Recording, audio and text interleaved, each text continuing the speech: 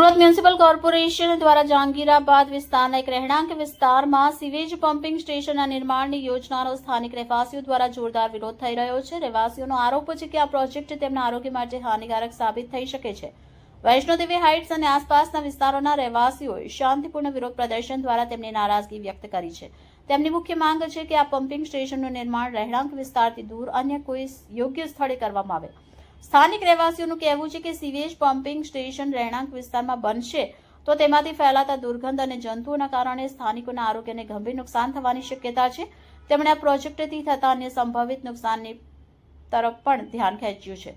રહેવાસીઓએ દાવો કર્યો છે કે વર્ષ 2023 પછી આ પ્રકારની સુવિધા માટે ભેસાણ વિસ્તારને પસંદગીના તરીકે ચિહ્નિત કરવામાં આવ્યો હતો અને તેમની માંગ છે કે મૂળ યોજના મુજબ જ તેનું પાલન કરવામાં આવે। સ્થાનિકોએ મ્યુનિસિપલ કોર્પોરેશન પર આરોપ પણ લગાવ્યા છે। તેમનું કહેવું છે કે મનપા તંત્રે સ્થાનિકોના સ્વાસ્થ્યનું ધ્યાન ન રાખતા રહેણાંક વિસ્તારમાં જ આ પ્રોજેક્ટ દાખલ કરવાનો નિર્ણય લીધો છે।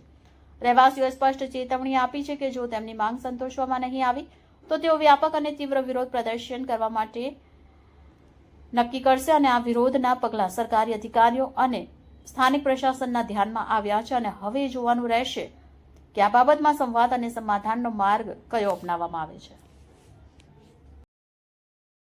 અમે ભેગા થયા હતા 250 થી 300 માણસો।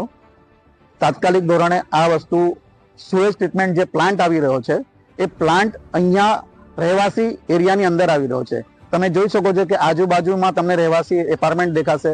As per central pollution control board એવું કહે છે કે સુએજ ટ્રીટમેન્ટ પ્લાન્ટ ઓછામાં ઓછા રહેવાસી ઇલાકાથી 500 મીટરની દૂરી પર હોવો જોઈએ, જે અહીંયા કોઈ પણ કાળે શક્ય નથી, કારણ કે 50 થી 100 મીટરની અંદર જ ચારે બાજુ સોસાયટી છે।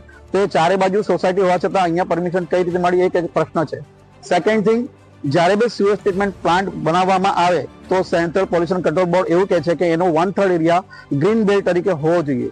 તો અહીંયા એવો કોઈ સ્કોપ જ બન્યા પછી થવાનો નથી। તો આ મંજૂરી કઈ રીતે આપવામાં આવી એ પણ એક પ્રશ્ન છે। ત્રીજી વસ્તુ, 2024 પહેલા અહીંયા કોઈ પણ જાતનો સુએજ ટ્રીટમેન્ટ પ્લાન્ટ બતાવવામાં નથી આવેલો। તો તાત્કાલિક ધોરણે 2024માં જે ભેસાણ એરિયા આજે બી ઓનલાઈન બતાવે છે, ભેસાણ એરિયામાંથી અહીંયા કેમ શિફ્ટ કરવામાં આવે એ પણ એક પ્રશ્ન છે। તો તાત્કાલિક ધોરણે આ બધા પ્રશ્નો શાસન અને એસએમસી ધ્યાનમાં લે। અહીંયા જો સુએજ ટ્રીટમેન્ટ પ્લાન્ટ આવશે તો આ પોતાના શરીર પર ઘણી બધી ઇફેક્ટ કરે છે। તમે ઓનલાઈન પણ સર્ચ કરશો તો તમને આખો ચાર્ટ મળી જશે કે સુએજ ટ્રીટમેન્ટ પ્લાન્ટથી જે વસ્તુ ડેવલપ થાય છે, ઘણા બધા ગેસીસ ડેવલપ થાય છે, ઘણા બધા મચ્છરોની ઉત્પત્તિ થાય છે। આમ તો એસએમસી મચ્છરોના નિદાન માટે ઘરે ઘરે જઈને શોધ કરે છે। તો આવા રહેવાસી ઇલાકામાં એ લોકો આ વસ્તુ નાખી રહ્યા તો કેટલા મચ્છરોનું ઉત્પાદન થશે અને ઓછામાં ઓછી 10,000 થી 12,000 જેવી વસ્તી અહીંયા રહે છે, એના સ્વાસ્થ્યને કેટલી મોટી અસર થવાની છે એ અમે પોલ્યુશન કંટ્રોલ બોર્ડ